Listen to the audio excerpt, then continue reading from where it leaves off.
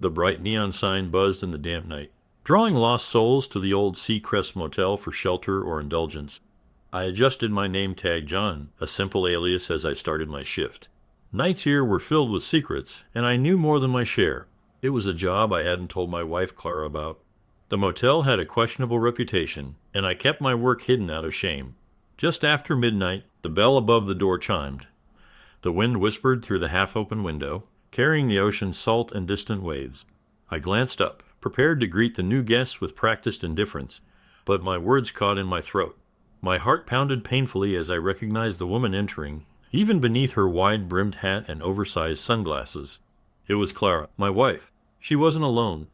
With her was a man, tall and broad-shouldered, his face hidden under a cap's shadow. They didn't notice me at first, lost in their quiet laughter and intimate gestures. A cold knot tightened in my stomach. This couldn't be real, I thought. They approached the desk, and I ducked down slightly, pretending to rummage through some paperwork, my mind racing. I watched them through the veil of brochures and fake potted plants, my heart pounding in my ears. Room 19. Please, the man's voice was deep, smooth like polished stone. I almost didn't recognize it through the haze of my shock. Certainly, I replied, my voice a foreign whisper, masked by the persona of John, handed over the key with a trembling hand. The man didn't notice, but Clara's fingers brushed mine, a touch that once sparked joy now burned like ice. As they turned towards their room, a reckless impulse seized me. I needed to know, to see for myself. The jingle of keys on my belt felt heavy as I slipped the spare for room 19 into my pocket. And it felt like hours as I waited, watching the clock tick its slow, mocking rhythm. Finally, mustering every ounce of courage and dread, I crept down the dimly lit hallway, the musty carpet muffling my steps. My heart raced as I approached room 19, the sound of muffled laughter and unfamiliar music leaking through the door. The spare key trembled in my hand as I unlocked the door, barely breathing. The scene before me froze my blood, a tableau of betrayal, an image so contrary to the woman I thought I knew. The masked man was there, an array of shadows and whispers engrossed in their play. Panic, pain, and a surge of anger washed over me, but above all a dark resolve began to form. I stepped back, quietly closing the door, my mind racing with 1,000 thoughts. I thought about getting revenge as I walked back to the front desk, each step heavier than the last. Here's what happened next. At the front desk, my mind was a mess of thoughts, like a stormy sea crashing inside me when I saw Clara in room 19. Anger bubbled up, but I knew I needed more than just emotions. I needed help, information, and a plan. Suddenly, the door chimed again, interrupting my thoughts. It was Mel, the night janitor, an older man who seemed to know everything about everyone at the Seacrest. His eyes, wrinkled and wise, held many untold stories. Quiet night. John, he greeted me with his gravelly voice. Mel, can we talk? I asked urgently, lowering my voice. We stepped into the small break room, the fluorescent light flickering above us. I glanced around to make sure we were alone before leaning in. I need your help, I whispered. There's a guest in room 19. Mel raised his eyebrows, suddenly serious. What about them? I hesitated. Then the truth spilled out. It's Clara, my wife, and she's not alone. Mel's eyes widened slightly, then a look of understanding crossed his face. I see, he said slowly, and you want to know what I can do. I need to know who the man is with her, and I need to make sure no one else knows I'm asking. Mel nodded, scratching his chin thoughtfully. Give me a couple of hours. I have friends who might help figure this out. Grateful, I watched him leave, my heart slightly lighter. But as I returned to the desk, another figure approached, this one younger, her sharp heels clicking ominously against the tiled floor. She was a striking woman, red hair framing her face like a halo of fire. Her eyes sharp and discerning. I recognized her instantly. Valerie, a local private investigator known for her discretion and effectiveness. John, isn't it? She began, her voice smooth and confident. I've heard you might need some assistance. Mel says you're a good guy. I was taken aback. How do you? Valerie smiled thinly. Mel and I go way back. He thinks you might need more help than he can offer. What's the trouble? Swallowing my surprise, I debated my options quickly. Valerie's reputation was impeccable, and her skills could be invaluable. It's my wife, I confessed, lowering my voice even though we were alone. She's here with someone. I need to know why. Valerie nodded, her face betraying no emotion. I can help with that. Surveillance, information gathering, you name it. But I'll need something from you in return. Anything, I said, desperation seeping through. Good. I'm working on a case unrelated, but I need access to some of the motel's records. Discreetly, of course. Deal, I agreed quickly, too caught up in my turmoil to consider the consequences. Excellent, Valerie replied, a sharp edge to her smile. Let's get to work then. I'll start tonight. You'll have answers by morning. As she disappeared into the shadows of the motel, a part of me felt like I was making a deal with the devil, but desperate times called for desperate measures. I sat back at the desk, the night no longer quiet, my mind buzzing with plans. Time passed slowly at the Seacrest Motel lobby.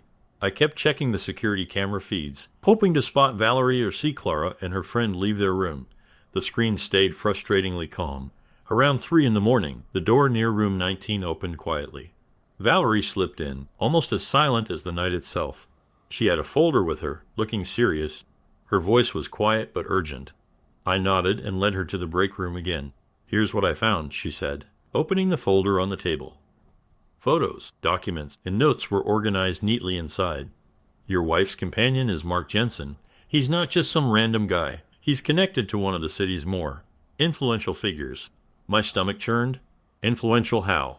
Valerie's lips thinned. Let's just say he's the sort of person who doesn't take kindly to being crossed. And from what I gathered, he and your wife have been seeing each other for more than just tonight. The room seemed to tilt slightly as I absorbed her words. What do we do now? That's up to you, Valerie replied, her gaze sharp. I can keep digging, or we can take this information and confront them. No, I said quickly, the idea of confrontation filling me with dread. Keep digging. I need to know everything before I make a move. Valerie nodded, her expression serious. All right, but be careful. People like Jensen don't play nice. As she left, the first hints of dawn were creeping across the sky, casting pale light through the dusty windows. I felt trapped in a web, every strand leading to more danger, more secrets. The morning was quiet, the motel finally settling as the guests either left or holed up in their rooms for the day. I used the lull to think, pacing the length of the lobby, trying to piece together my next steps. But the tranquility was short-lived. Just before my shift ended, a car pulled up to the front. It wasn't just any car. It was sleek, black, and expensive, the kind of car that screamed power. The man who stepped out was equally imposing tall, dressed in a tailored suit. His eyes hidden behind dark sunglasses despite the early hour. He walked straight up to the desk, his presence commanding. I'm looking for Valerie, he stated, his voice firm. Panic flashed through me, but I kept my face calm. I'm sorry, sir. I don't know anyone with that name. The man looked at me closely, his eyes sharp. Are you sure? He asked. It would be bad if you were lying. I'm sure, I said again, my heart racing. He nodded slowly, then walked away. His footsteps echoed ominously as he left. I breathed out, realizing I'd been holding my breath. Who was he? And what did he want with Valerie? The question spun in my mind as I clocked out, the weight of the situation settling deeper on my shoulders.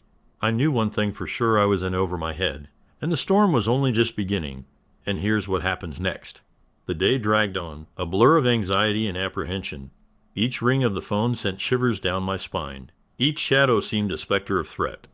By the time my shift at the Seacrest started again, the tension had wound itself around my nerves like ivy.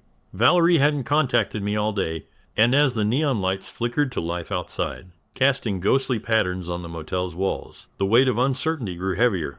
I was about to call her when she burst through the door, breathless, her eyes wide with a mix of excitement and fear. We need to leave, now, she hissed, grabbing my arm and pulling me towards the back door. What's happening? I asked, stumbling after her. Just move, she urged. We ducked into her car parked at the back of the motel. As she revved the engine, she finally spoke. I've been followed since noon. Jensen's men are not fooling around. They might come here. She peeled out of the parking lot, and I twisted to look behind us. No headlights followed, yet the threat hung in the air like a thick fog. Where are we going? I demanded. To meet someone who can help us end this, she said, eyes focused on the road. Minutes later, we pulled up to a nondescript warehouse. Valerie led me inside, where a man awaited, his figure shrouded in shadows. This is Ethan, she introduced. He's a federal agent. Ethan stepped forward, his features coming into light. Valerie has told me everything. We've been investigating Jensen for a while now. Your wife's involvement provided a new lead. My heart sank. Is she? She's being manipulated. John, Ethan explained, we believe she's a victim in Jensen's schemes. But why? I asked, trying to make sense of it all. Jensen targets vulnerable people. Your marriage problems were convenient for him, Ethan said sympathetically. What do you need from me? I felt a whirlwind of emotions relief, betrayal, anger, and sorrow. We're raiding Jensen's operations tonight. We need you to confirm some details before we move in, Ethan stated. Hours later, clad in a bulletproof vest, he stood behind the safety of an FBI van as agents swarmed the building that housed Jensen's illicit activities. The air was thick with tension, but when the door finally burst open, the agents filing out had Jensen in cuffs, and to my shock, Clara beside him. She ran to me, tears streaming down her face. John, I'm so sorry. I was scared he threatened to. I held up my hand, stopping her.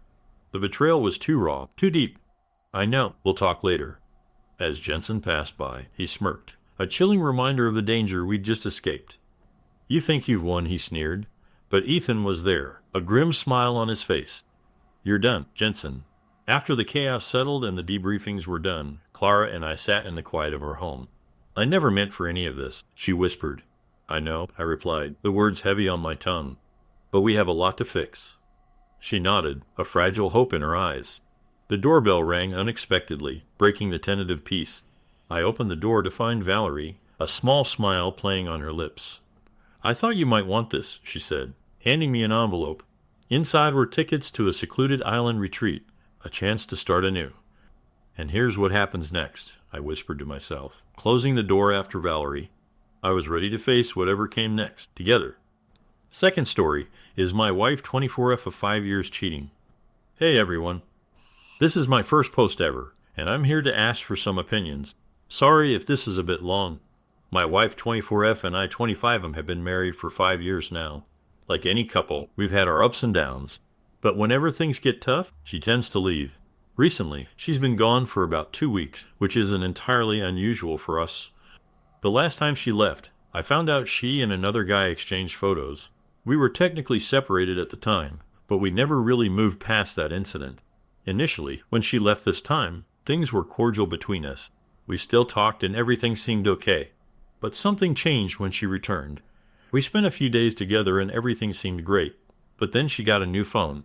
After that, she started acting like things weren't improving between us. She became angry, mean, and started ignoring me. She also started criticizing me and attacking my character. I'm really confused about what's happening.